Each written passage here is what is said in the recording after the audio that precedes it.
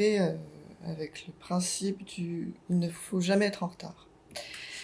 Toujours soit être pile à l'heure, soit plus en avance, mais jamais en retard.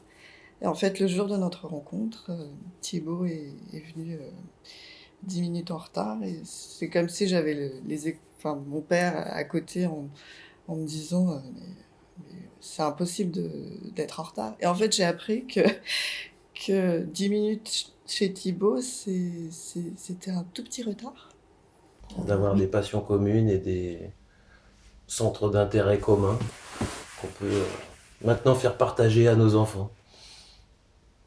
Des références sociales communes aussi, je pense.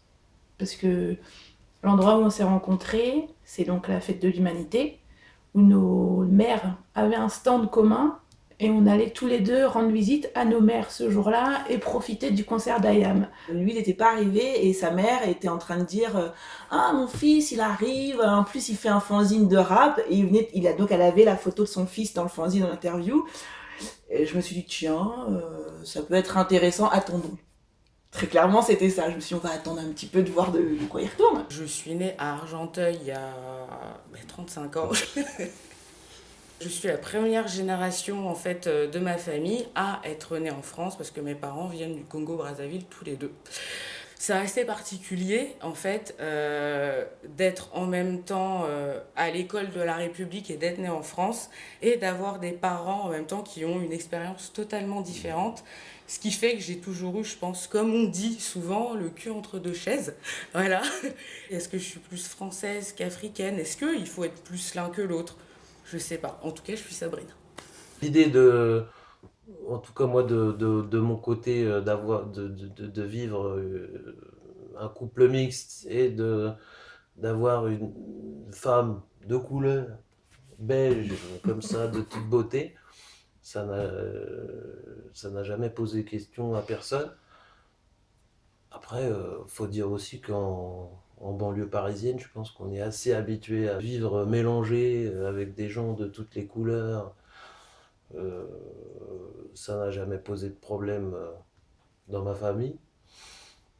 Donc ça s'est fait très naturellement finalement. Ma mère n'a pas vu sa couleur de peau, elle a juste vu que moi j'étais heureuse, que lui il avait l'air bien solide et depuis le début ils s'entendent super bien quoi. Pareil pour mes frères et sœurs en fait.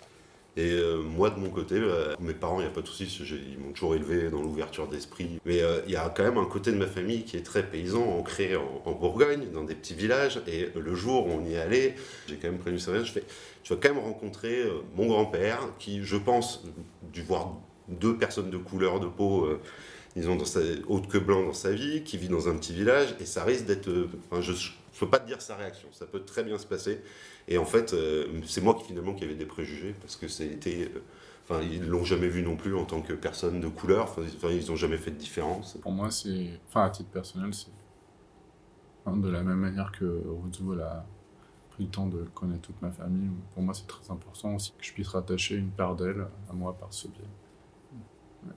Par rapport à notre relation à nous, on ne s'est jamais posé la question de si on était un couple mixte ou pas. Enfin, on s'est simplement plu et puis on a trouvé un équilibre ensemble, quoi. Et tout le monde essaie toujours de mettre quelqu'un dans des cases en fait, et c'est juste une manière de dissocier, de différencier les gens en fait. Et je trouve ça dommage parce qu'au final, quand on aime, on ne regarde pas vraiment la couleur. Mon père, c'est peut-être aussi cette idée de se dire que finalement sa descendance en fait, elle commence à s'effriter un peu en fait quand on en parle. Et c'est vrai je pense qu'il y a un moment il a eu peur de perdre sa culture au travers des métissages et des choses comme ça. Et au final, il s'est bien rendu compte que non, que justement, on prenait les 2 cultures, qu'on les mélangeait et que voilà, c'était ça notre ouverture et de montrer la force de tout ça. Tout ce que je connais de ma négritude, je l'ai cherché moi-même, je m'y suis intéressée par moi-même, j'ai pioché ça et là ce que j'ai pu en piocher, mais jamais dans un côté une culture plus qu'une autre.